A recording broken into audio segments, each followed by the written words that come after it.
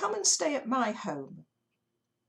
Of course, I would like to be able to invite you, but can't at the moment." These were the words of Lydia, though they weren't the first thing she said to Paul. They had already spoken before, and it had been a deep conversation. Lydia and Paul met outside the gates of Philippi, where Lydia was working.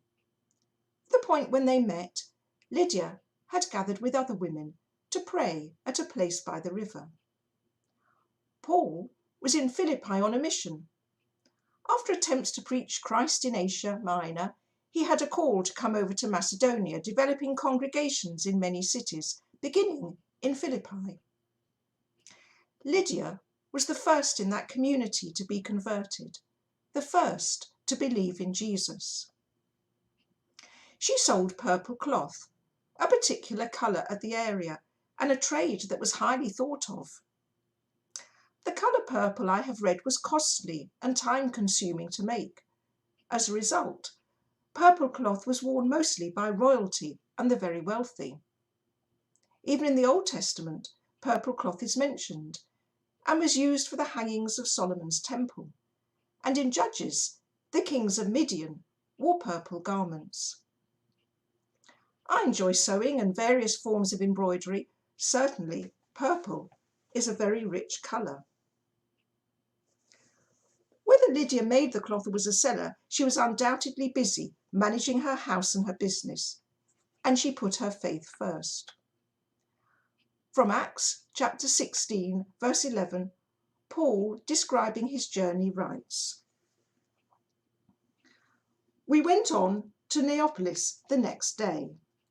From there we travelled to Philippi, a Roman colony, the leading city of that district of Macedonia, and we stayed there several days. On the Sabbath, we went outside the city gate to the river, where we expected to find a place of prayer. We sat down and began to speak to the women who had gathered there.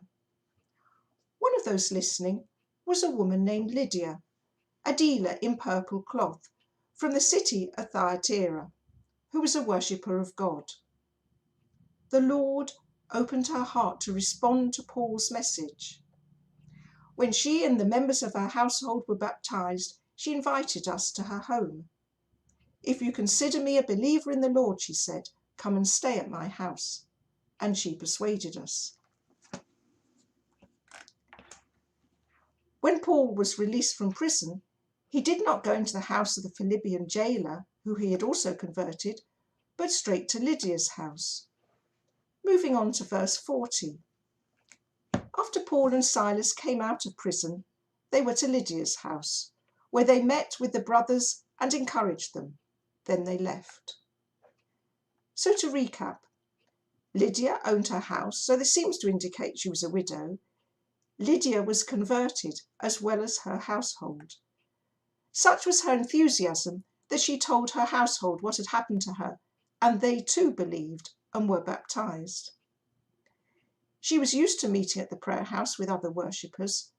After her conversion, she welcomed Paul, along with a host of other believers, into her house. While others may offer hospitality, Lydia's generosity was significant, as was her ministry. She saw the importance of spreading the gospel to all places. And wherever we are, there's an important ministry to be done too.